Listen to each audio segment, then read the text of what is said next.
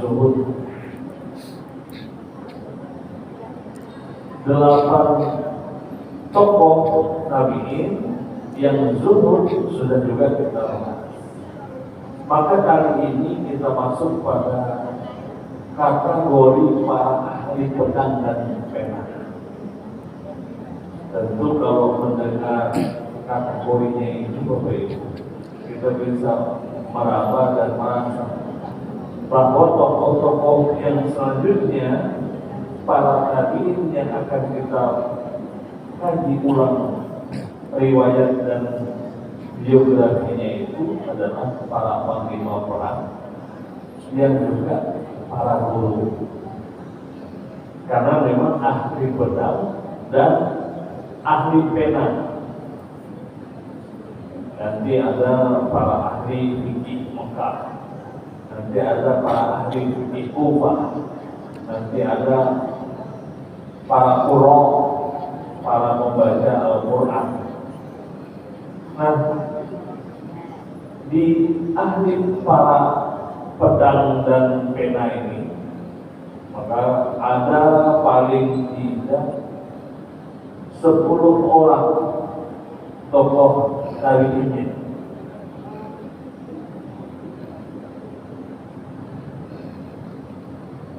Periode tabi'in ini karena memang kaya dengan para ulama. Dari zamannya baginda Rasulullah berdakwah di Mekah, lantas setelah itu hijrah ke Madinah, lalu wafatlah beliau di Madinah. Selanjutnya hitungannya dakwah di Mekah 13 tahun, di Madinah kurang lebih 10 tahun. Hanya 23 tahun dakwahnya Rasulullah, karena umur 40 tahun diangkat menjadi Rasul. Setelah wafatnya Rasulullah, masuk pada era Khulafaur Rasyidin yang keempat, Abu Bakar, Umar, Utsman, Ali.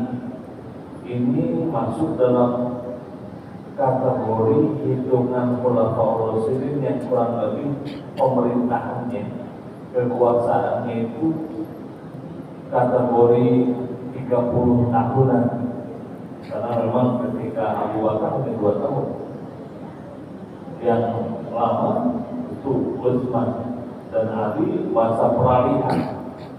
Maka kurang lebih 30 sampai 40 tahun. Setelah itu masuklah era Umayyah. Yang Umayyah ini pakai ratusan hitungannya kekuasaannya. Nah, di tabi'in itu di eranya Umayyah dan Abbasiyah. Nanti di Abbasiyah ratusan tahun juga. Setelah itu masuk eranya Utsmaniyah sampai abad kurang lebih abad 18 sampai 19. Kita sekarang abad 20, hitungannya 1800, 1900, 2000, 1900, 2000. Nah, kita di 2000. Di masa periode tadi, Rasulullah itu abadnya abad 14, 15, 14, 16, 17, 18, 19, 20 kita sekarang. Di masa tabi'in tentu di abad ke-15, 16. Hitungannya begitu. Para ulama ini kaya dan banyak. Bagaimana tidak? Imam-imam mazhab itu juga munculnya dari tabi'in dari Rasulullah, sahabat, habis eranya sahabat, masuk tabi'in. Habis pula eranya tabi'in, wafat, era selanjutnya yang menggantikan tabi'in, pengikut. Nah, kalau hitungannya begitu, di era 20-an itu tabi'in, banyak sekali runutannya. Maka di era tabi'in itu sudah kaya dengan para ulama yang mulia, kaya dengan pahlawan yang gagah berani, kaya dengan panglima-panglima perang yang kira kekuasaannya merambah sampai ke Eropa. Kita ingat ketika masuk kiranya Pulau Colosseum, para sahabat itu kan para sahabat itu karena langsung berburu kepada Rasulullah. Rasul punya murid yang langsung berhadapan dengan Rasulullah itu para sahabat. Dan ternyata di antara para sahabat yang era hidupnya tatkala itu hidup masih Rasulullah, ada juga sahabat yang tidak langsung bertatap muka bertemu dengan Rasulullah.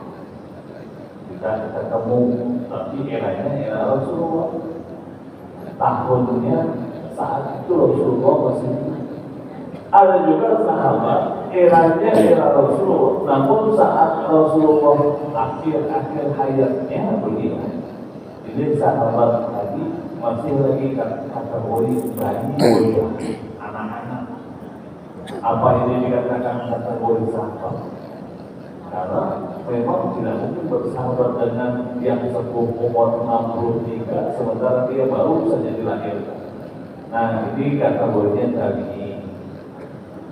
Nah, di kategori tabi'in ini saja sudah banyak ulama, sudah banyak panglima-panglima perangnya, karena memang tatkala itu ulama Rasulullah sudah mengembangkan syiar dakwah ini keluar dari Jazirah Arab, masuk Spanyol, Eropa, masuk pula Jazirah, hitungannya benuanya sudah naik ke atas dari benua Asia, karena memang tanah Jazirah Arab itu di Asia Tengah, kita Asia Tenggara. Di kategori benua saja sudah merambat naik ke atas benua Eropa, itu masuk ke daerah Turki. Dan dengan kekuasaan Utsmaniyah yang paling besar dan paling lama, kalau Umayyah hanya ratusan tahun, Abbasiyah ratusan tahun, kalau Utsmaniyah ini sampai abadnya 200, hampir 300 tahun, paling lama dan paling besar. Dan dia pula yang kemudian menghilangkan kekuasaan Islam itu sendiri. Dan kala Atatürk kemudian diangkat menjadi bapaknya Turk, maka Atatürk